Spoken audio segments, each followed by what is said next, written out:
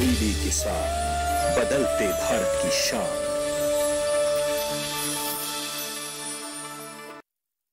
दादू, आप मुझे लेने क्यों नहीं आए? बेटा, दादू की तबीयत खराब है। उन्हें तेज बुखार, सर दर्द और उल्टियाँ भी हो रही हैं। बच्चों, मलेरिया एक खतरनाक बीमारी है जो मादा एनोफिलीज मच्छर के काटने से होती है। ठंड के साथ कंपकपी, तेज बुखार, सर दर्द, उल्टी इत्यादि। अगर किसी को भी ये लक्षण हो तो जांच व उपचार कराना चाहिए। हमें तुरंत स्वास्थ्य केंद्र जाना चाहिए। मलेरिया के लक्षण हो तो सरकारी स्वास्थ्य केंद्र में जाकर मुफ्त में जांच और संपूर्ण उपचार करवाएं। ये दृढ़ संकल्प हमारा है। भारत को मलेरिया मुक्त बनाना है।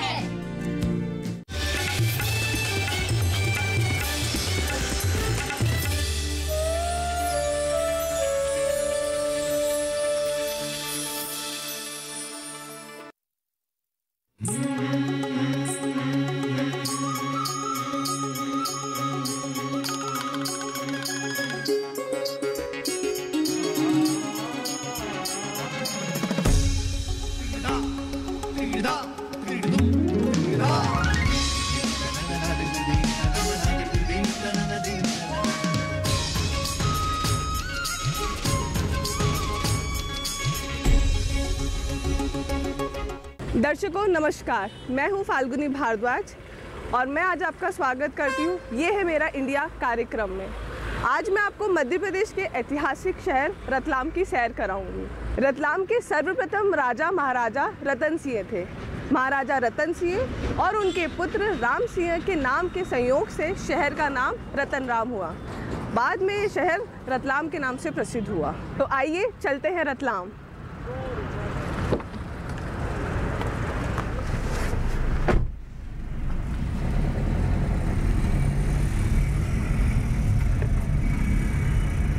नए रतलाम शहर की स्थापना 1829 में कैप्टन बाथविक ने की थी। इस शहर में व्यवस्थित मकान और सड़क मार्गों का निर्माण किया गया था। आज का रतलाम शहर काफ़ी विकसित और आधुनिक हो गया है। यह मध्य भारत का पहला व्यावसायिक केंद्र था। रतलाम को सोना, अफीम, तंबाकू और नमक के व्यापार के लिए जाना जाता है। यह शहर साफ सुथरा और स्वच्छ भारत अभियान के प्रति अपनी प्रतिबद्धता दर्शाता है। अष्टकोण में निर्मित ऐतिहासिक तालाब इस शहर की सुंदरता को बढ़ा देते हैं। तालाब के पास ही एक सुंदर बगीचा है जो पर्यटकों के आकर्षण का केंद्र है। रतलाम शहर ने ऐतिहासिक तालाब को बहुत ही खूबसूरती से संजोकर एक मिसाल कायम की है। इसका निर्माण लगभग 400 साल पहले रतलाम के महाराजा रतन सिंह द्वारा करवाया गया था। रतलाम में एक ऐतिहासिक तालाब भी है जिसका निर्माण लगभग 400 साल पहले महाराजा रतन सिंह द्वारा किया गया है। इस तालाब की रचना अष्टकोण में की गई है और आज इस तालाब के साथ एक सुंदर उद्यान भी है जो पर्यटकों को आकर्षित करता है।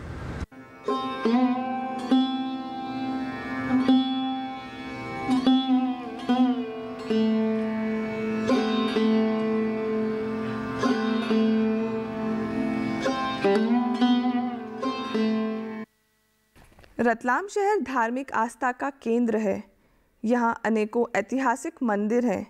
अन्य शहरों की तरह यहाँ भी व्यवस्थित यातायात है और आवागमन के पर्याप्त साधन उपलब्ध हैं।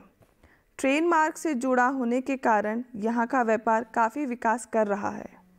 यहाँ सोने चांदी का अच्छा खासा व्यापार होता है और ये शहर अच्छे किस्म के आभूषणों के लिए पूरे देश में प्रसिद्ध है। महाराजा रतन सिंह के शहर रतलाम में बाज़ारों की रौनक देखने लायक होती है। रतलाम में एक महल भी है जो देखरेख के अभाव में जीर्ण शीर्ण हालात में खड़ा है और अतीत की वैभवशाली गाथा का वर्णन करता है।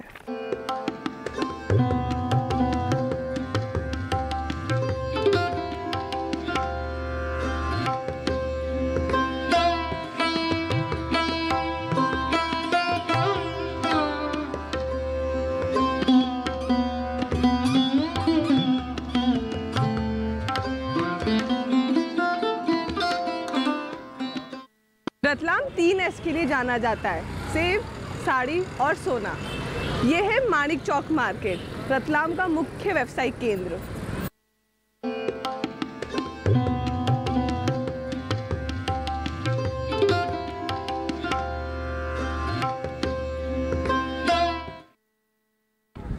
रतलाम घूमने के दौरान मैं कई जगह पर गई और सचमुच रतलाम एक बहुत खूबसूरत जगह है। इसी दौरान मुझे पता चला रतलाम के पास एक गांव है तीतरी, जहां पे जितेंद्र पाटीदार एक प्रगतिशील किसान जो कि अंगूर की खेती कर रहे हैं। तो मन में जिज्ञासा हुई कि जितेंद्र पाटीदार से मुलाकात की जाए और अंगूर की खेती पर चर्चा की जाए।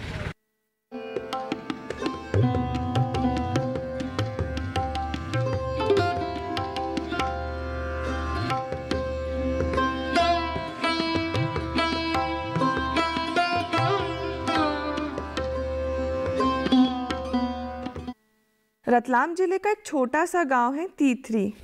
इस गांव के किसान जितेंद्र पाटीदार सफलतापूर्वक अंगूरों की खेती कर रहे हैं। जितेंद्र पाटीदार अंगूरों की खेती का पूरा श्रेय अपने दादाजी को देते हैं, जिनकी लगन और मेहनत से रतलाम क्षेत्र में अंगूरों की खेती हो सकी।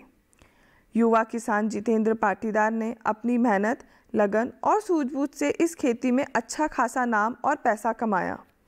उनकी सफलता देश के अन्य किसानों के लिए एक उदाहरण है। अन्य फसलों की अपेक्षा इस खेती में निश्चित ही शुरुआती दौर में ज़्यादा लागत लगती है, लेकिन वर्षों तक चलने वाली अंगूरों की खेती से अच्छी खासी आमदनी होने लगती है। अच्छे किस्म के पौधे लगाकर और खेत को तैयार करके कुछ ही समय में अंगूरों की फसल ली जा सकती है।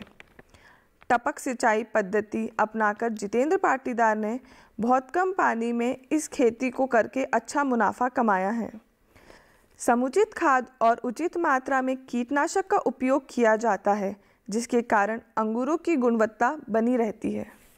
मेहनत और लगन से पढ़े लिखे युवा किसान जितेंद्र पाटीदार अंगूरों की खेती करने के साथ साथ अमरूद और अनार की खेती भी कर रहे हैं। उनका यह भी मानना है कि कीटों का प्रकोप होने से पहले ही कीटनाशक दवाइयों का उपयोग किया जाए तो फसल को खराब होने से बचाया जा सकता है। अब मैं तीतरी गांव पहुंच गई हूं और इस समय मैं जितेंद्र पाटीदार जी के अंगूर के खेत पे हूं। पाटीदार जी मेरे साथ हैं। नमस्कार पाटीदार जी। नमस्कार जी, स्वागत है आपका तीतरी गांव में और अंगूरों के गांव में। जी बिल्कुल।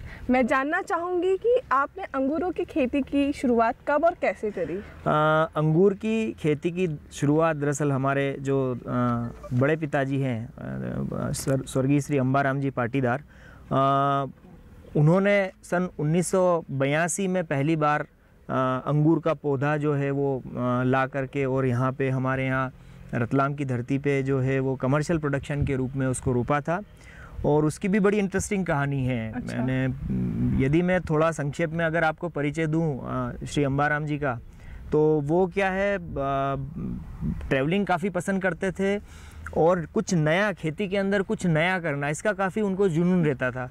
तो वो नई कई सारी जगह जा करके जहाँ कोई नया फल फ्रूट देखा, सब्जी देखी, क्योंकि उस समय क्या है, इतना टेक्नोलॉजी का ज़माना नहीं था, इतना मीडिया प्रसार नहीं था, इतना जैसे आज तो हम इंटरनेट पे या टीवी के माध्यम से और हम लोग कोई चीज़ फट से ढूंढ लेते हैं, कोई चीज़ कहाँ हो रही है तो वो जाके आ सकते हैं, देख सकते हैं, बात कर सकते हैं। संचार के साधन उतने नहीं थे, तो उस समय की चुनौतियाँ कुछ अलग होती थी। तो वो जैसे दिल्ली, बॉम्बे, जैसे हमारे यहाँ पहले मटर बहुत अच्छी हुआ करती थी। आर्किल मटर लेकर के आए थे एक समय में। पहले 2 दाने की मटर आती थी और जो चाइनीज़ मटर आने लगी जो या 9 दाने की, 10 दाने की, तो वो उसकी शुरुआत भी यहाँ से हुई। तो वो मटर जाती थी यहाँ से ट्रेनों में और ट्रकों से लोड होकर के बॉम्बे मंडी, तो वो मटर बेचने के लिए जाया करते थे वहाँ पे। तो वहाँ पे देखा उन्होंने कि काफ़ी सारे अच्छे अंगूर आ रहे हैं यहाँ पे, और ये इतने अच्छे अंगूर यदि हमारे यहाँ हो रहे तो क्यों ना हमको अंगूर की खेती की तरफ भी सोचना चाहिए, उस तरफ भी क्यों ना हमको आना चाहिए।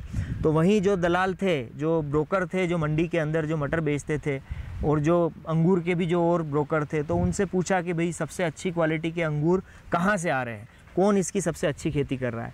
तो उन्होंने बताया कि भैया सबसे अच्छी जो क्वालिटी के अंगूर जो है वो सांगली से अभी आ रहे हैं। वैसे नासिक के भी अच्छे अंगूर आते हैं, लेकिन अभी सांगली से बहुत अच्छी क्वालिटी के अंगूर आ रहे हैं। और सांगली में जो है वो तासगांव के अंगूर अच्छे आते हैं। और उन्होंने नाम दिया कि जो है वहाँ श्री वसवंतराव जी आर्वे साहब जो है वो उनके यहाँ के ये अंगूर बिक रहे हैं और ये सबसे महंगे बिकते हैं। तो फिर उन्होंने और परिचय पूछा तो उन्होंने बताया कि ये अखिल भारतीय जो द्राक्ष उत्पादक संघ है, अंगूर उत्पादक संघ, चूँकि अंगूर को मराठी में द्राक्ष बोलते हैं, तो वो उसके उस समय के अध्यक्ष भी थे। तो उन्होंने बोला कि आप यहाँ पे चले जाएं और यहाँ जा कर के और आप पूरी जानकारी कैसे खेती हो सकती है आपके यहाँ के वातावरण में, क्योंकि यहाँ से करीब 1200 किलोमीटर की दूरी है, तो यहाँ के वातावरण में हो सकती है, नहीं हो सकती है, क्या संभावना है, वो आप जाके तलाशे, देखें तो आपको पता चलेगा कि भाई ये हो तो वो वहीं से बस का टिकट लेके और वहाँ से जो है मेरे ख्याल से कुछ 500 किलोमीटर के आसपास कुछ सांगली है वहाँ से, बॉम्बे से करीब, तो वो वहाँ से सांगली चले गए, तासगांव चले गए और वहाँ वसंतराव जी आर्वे के यहाँ गए और उस समय कोई फैमिली फंक्शन चल रहा था उनके यहाँ पे, तो वो गए, धोती कमीज पहनते थे वो एकदम ठेठ किसानी, जो अपने यहाँ मालवा के जो किसान हैं, तो वही उनकी वेशभूषा, तो वो देख के समझ गए कि कोई बाहर से व्यक्ति आया है। तो हमारे यहाँ के फंक्शन में तो आया नहीं, तो वो आए, बोले साहब हम किसान हैं और वहाँ से आए हैं रतलाम ज़िले से। बोले रतलाम कहाँ पड़ता है? बोले मध्य प्रदेश में पड़ता है। बोले अच्छा, तो ये कहाँ है? इंदौर के पास है। ऐसे कह के उन्होंने परिचय दिया कि हम ऐसे अंगूरों की मटर की खेती करते हैं और अभी टमाटर वगैरह भी हम लोग कुछ लगाते हैं। तो फिर उन्होंने फिर समय निकाल के उनको बगीचा दिखाया और उन्होंने कहा कि आपके पास क्लाइमेट के तो कुछ डेटा होंगे नहीं के हैं? तो बोले साहब कोई डेटा नहीं है क्लाइमेट के हमारे पास। तो बोले अंगूर की खेती हमारे देश में कुछ स्थानों पे ही सफलतापूर्वक हो रही है। तो मैं अगर आपसे ये कहूँ कि सीधे आप अंगूर लगा दें तो यानी, क्योंकि इसमें खर्चा बहुत है अंगूर की खेती में, इंगल लगता है, वायर लगता है, ड्रिप इरिगेशन लगता है, फसल लगाने के बाद तीसरे साल पहली फसल आती है, उसके बाद साल में एक बार फसल आती है, 2 बार कटाई छटाई इसकी करनी पड़ती है। तो उन्होंने कहा कि जो है वो आप जो है अभी साधारण खेती कर रहे हो और एकदम से अंगूर की खेती पे आना मतलब बहुत खर्चीली खेती है, तो पहले आप वहाँ के वातावरण के डेटा मुझे ला के दें और उसके बाद फिर जो है वो आप पौधे लगाएं। तो बोले ठीक है साहब हम कोशिश करेंगे। वैसे तो ऐसे डेटा अब उस समय 1982 के टाइम पे उतने कुछ डेटा कलेक्शन रिकॉर्ड होते नहीं थे, और होते भी थे तो एक आम किसान के पास एक्सेस उतना होता नहीं था। तो बोले ठीक है साहब आप तो ये बताओ कि पौधे लेने कब आ जाए। तो उन्होंने कहा कि ठीक है आप जो है पौधे लेने के लिए फरवरी में आपका सबसे उपयुक्त समय, और उस समय आप पौधे लेने के लिए आए। तो उस समय उन्होंने बताया कि ये पीरियड के अंदर आपको यहाँ से पौधे मिल जाएंगे, वो आप ले जा सकते हैं, लेकिन फिर भी मैं यही सलाह दूंगा कि आप जो है वो इसकी खेती के लिए पहले स्टडी करें कि आपके यहाँ हो सकती है या नहीं हो सकती है। तो फरवरी के अंदर वो फिर दोबारा पहुंच गए वहाँ पे, और उस समय नर्सरी उनकी तैयार थी, तो उनको भी लगा कि हाँ थोड़ा इंटरेस्ट है इनको, ये लग रहा है कि हाँ ये करना चाहते हैं अंगूर की खेती। तो फिर सारी जानकारी वहाँ से मिली और वहाँ से पौधे ला करके और शुरुआत में 1 एकड़ क्षेत्रफल में लगाएं। अब उसके बाद क्या है, कई सारी असफलताएँ हाथ लगी। 4-5 साल तक जो है वो 6 साल तक सही तरीके से हो नहीं पाया। लोग बहुत हंसते थे, कोई नया, क्योंकि हमारे यहाँ ऐसे कोई अंगूर की खेती अभी तक हुई नहीं थी, तो लोग हंसते थे कि यार ये क्या बांस लगा दिए और ये क्या तुमने एंगल पे वायर टांग दिए और कोई अंगूर की खेती हो रही है यहाँ पे। तो वो एक असंभव सा था उस समय, उस ज़माने के हिसाब से सोचे तो, लेकिन हिम्मत नहीं हारी और आज उन्हीं की प्रेरणा है कि जो है वो वहाँ से खेती शुरू हुई और आज इस स्तर पे है कि आज रतलाम जो है मध्य प्रदेश में अंगूर की खेती के लिए एक अच्छे रूप में जाना जाता है।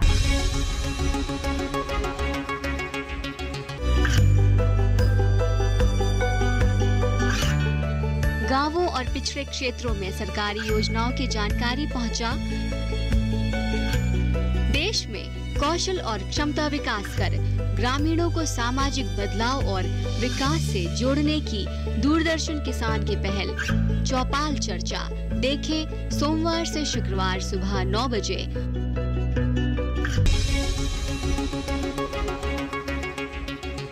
अंगूर की खेती के लिए आप किस तरह खेत को तैयार करते हैं और कौन सा खाद आप इस्तेमाल करते हैं? अंगूर की खेती के लिए जो खेत को तैयार करने की जो शुरुआत होती है उसमें हम पहले जैसे 2 बार प्लाऊ कर देते हैं खेत को, उसके बाद उसको रोटावेटर करके और जो भी प्रजाति हमको अंगूरों की लगानी है, जैसे क्या है कुछ प्रजातियाँ ज़्यादा चलने वाली हो, जैसे इस बगीचे में हम देख रहे हैं कि इसमें हमने बीच में ये गलियारा हम बोलते हैं, तो गलियारे को भी हम भर रहे हैं और अंदर इसमें हाई डेंसिटी प्लांटेशन है।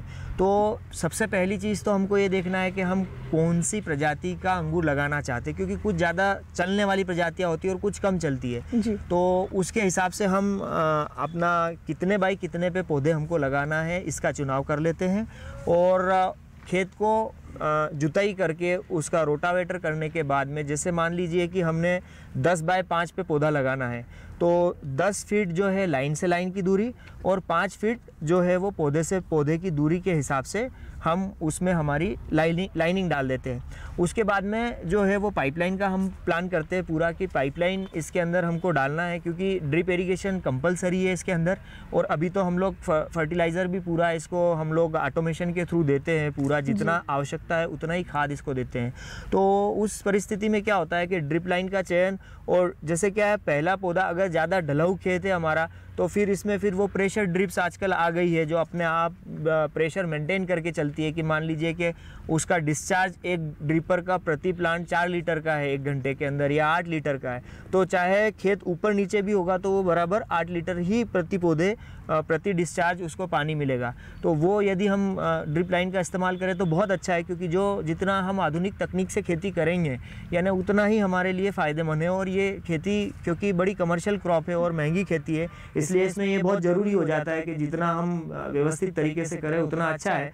तो हम लोग ड्रिप लाइन का पूरा मैप बना के और उसमें पाइपलाइन बिछाते हैं, फिर ड्रिपर्स लगाते हैं, फिर जहाँ जहाँ हमारे पॉइंट्स बन रहे हैं 2 ड्रिपर्स के बीच में हम पौधा रखते हैं, वहाँ पे हम 1.5 फीट का गड्ढा खोद लेते हैं और उसके अंदर गोबर की खाद तकरीबन आप मान लीजिए 2 से 3 किलो, या अगर हमारे पास उपलब्धता अच्छी है गोबर की खाद की तो उससे भी ज़्यादा हम लोग इसकी क्वांटिटी रख सकते हैं।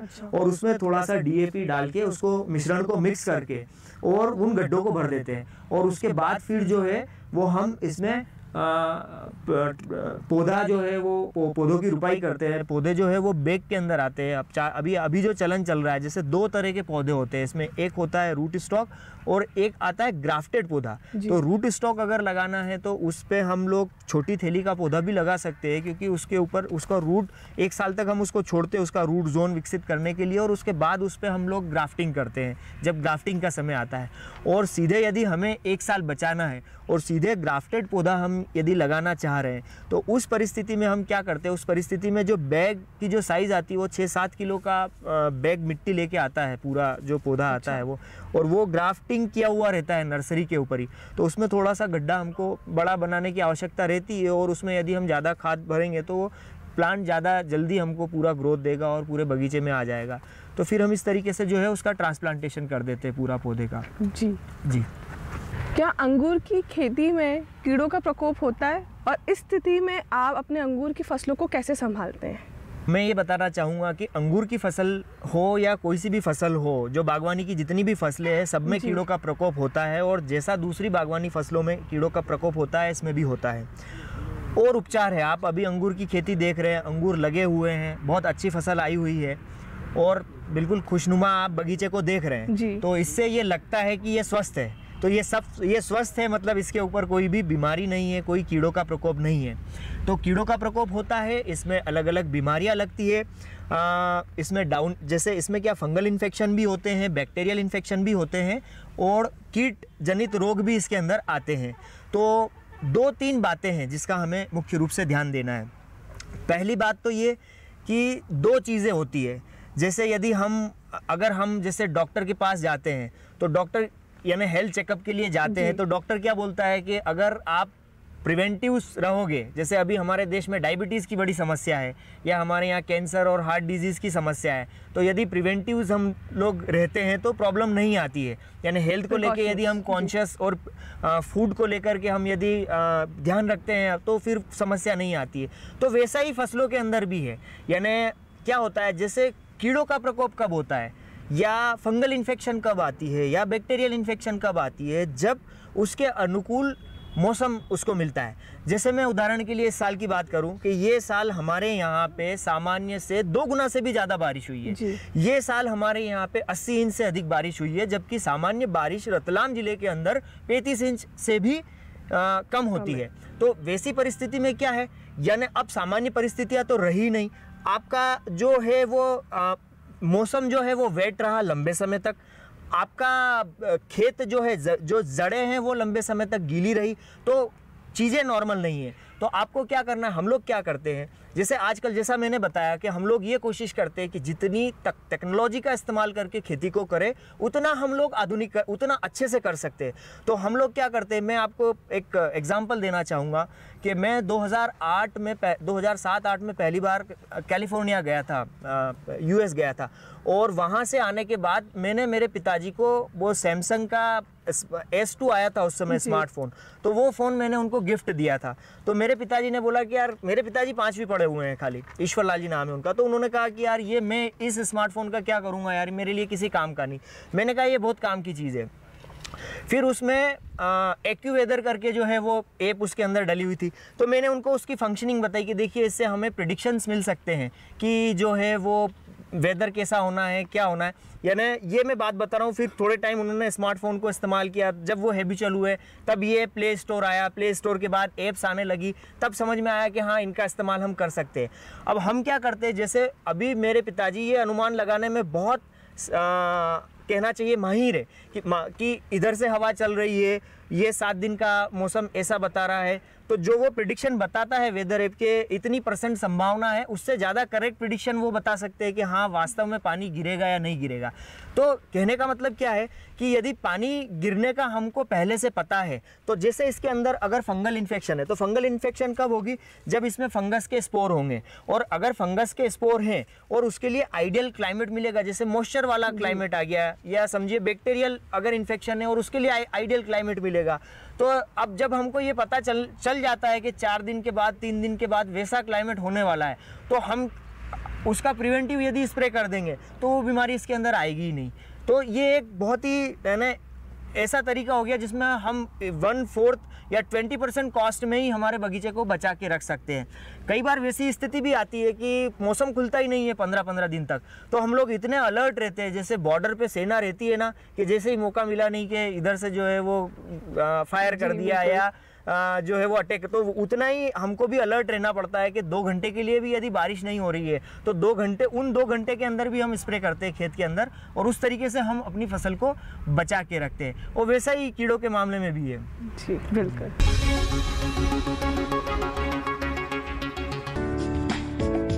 ये कामयाबी है अन्नदाता की।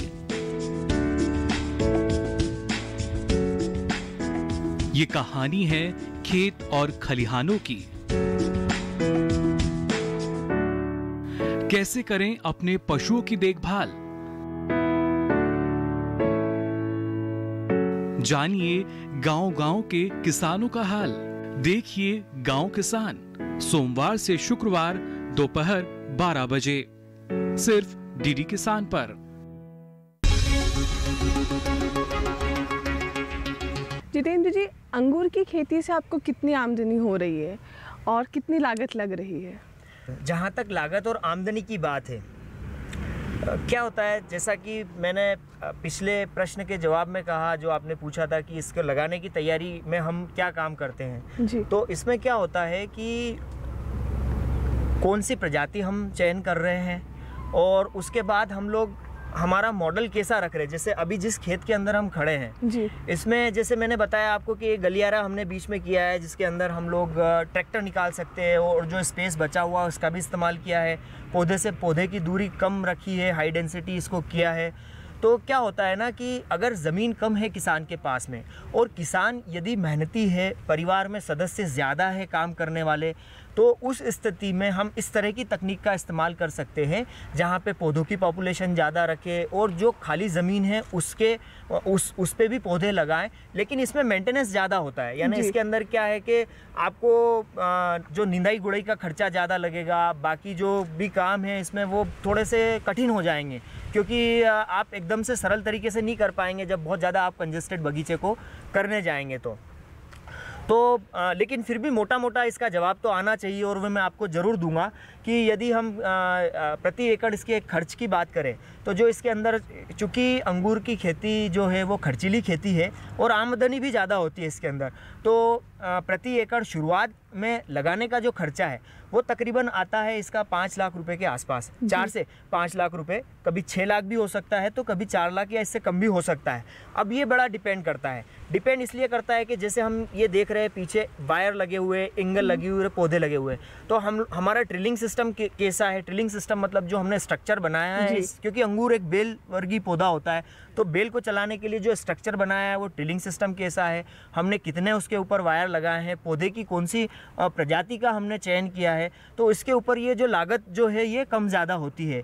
और उसके बाद एक तो हो गई है स्थायी लागत, या कहना चाहिए कि जो एक फिक्स टाइम का जो कॉस्ट अपनी लगती है वो हो गई, और दूसरी हो गई आपका जो हर साल हमारा जो उसको रनिंग कॉस्ट हम उसको कह लें कि जो हर साल चलाने के लिए, क्योंकि अंगूर की फसल बहुवर्षीय फसल होती है, एक बार लगाने के बाद जो है वो 25-30 साल तक पौधा चलता है, तो अब लगाने की लागत हो गई, उसके बाद हमको हर साल, अब इसमें साल में 2 बार कटिंग होती है, उसके बाद में जो है वो और भी दूसरे काम होते हैं, तो तकरीबन 1 एकड़ के पीछे जो है वो 1.5 से 2 लाख रुपए का खर्चा आता है इसके अंदर। और आमदनी जो है वो अगर अच्छी फसल आई है और अच्छे रेट मिल रहे हैं किसान को, क्योंकि आमदनी बहुत डिपेंड करती है कि रेट मार्केट के अंदर क्या चल रहे हैं उसके ऊपर, तो यदि अच्छे रेट किसान को मिलते हैं समझिए तो 3 से 4 लाख रुपए एकड़ का मुनाफा इसके अंदर आराम से हो जाता है। 2 लाख रुपए बीघा और 4 लाख रुपए एकड़ तक का मुनाफा होता है।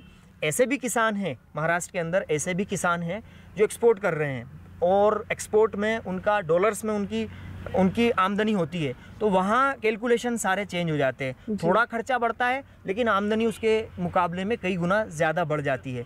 तो यदि किसान बहुत अच्छे से इसको करता है तो बहुत लाभ वाली खेती है, थोड़ी मेहनत है लेकिन लाभ ज़्यादा है। जितेंद्र पाटीदार जी, आपसे अंगूर की खेती के बारे में जानकर बहुत अच्छा लगा, और निश्चित ही देश के किसान इस जानकारी से बहुत लाभ उठाएंगे। दर्शकों, ये है मेरा इंडिया कार्यक्रम में आज आपने रतलाम की सैर करी और तीतरी गांव में अंगूर की फसल भी देखी। मैं आशा करती हूँ कि आप इस कार्यक्रम से लाभ उठाएंगे। नमस्कार।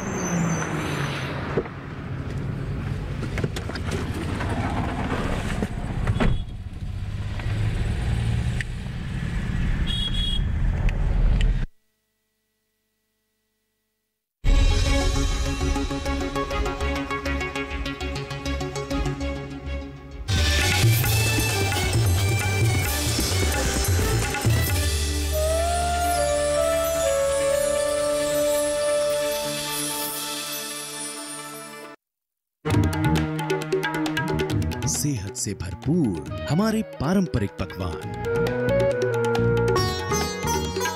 जैसी आबो हवा वैसा खान पान, स्वाद और पोषण का लीजिए मजा। देखिए हमारी पाकशाला।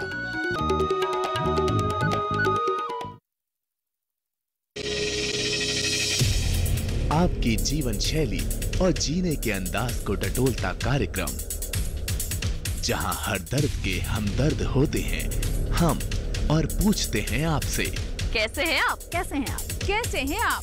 जीवन को एक नए अंदाज से जोड़ता एक ज्ञानवर्धक कार्यक्रम, कैसे हैं आप? रविवार सुबह 10:05 पर। जानकारी जो किसानों के लिए हो लाभकारी, समस्याओं पर पड़ेगा समाधान भारी, कृषि की हर बात का ख्याल, कब कैसे की जाए बेहतर देखभाल, जानिए विशेषज्ञों के साथ, देखिए खेत खलिहान, सोमवार से शुक्रवार सुबह 7 बजे डीडी किसान पर। कृषि में क्या है उन्नत प्रौद्योगिकियां, कैसे करें रोग निदान, कैसे पहचानें उन्नत बीज, क्या है मुश्किलें, क्या है निदान, कौन सी नस्लें, क्या है प्रावधान, हर बात का रखें ध्यान हमारे देश के कृषि संस्थान। कृषि शिक्षा और अनुसंधान।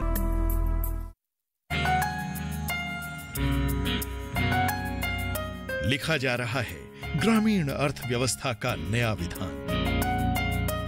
सफलता की गाथाएं गुथेंगी और मत कर निकलेगा नया समाधान। नई तकनीकें, नए तरीके, करेंगे किसानों को मालामाल। वैज्ञानिक आधार ही बनेगा अब हर कामयाबी की मिसाल। किसानों, वैज्ञानिकों और कृषि उद्यमियों से होंगी बातें, आमदनी की बनेंगी नई राहें। जागो, फिर चलो उजालों की ओर, आओ मिलकर बढ़ाएं एक कदम उन्नति की ओर। एक कदम उन्नति की ओर, हर बुधवार शाम 4:30 बजे।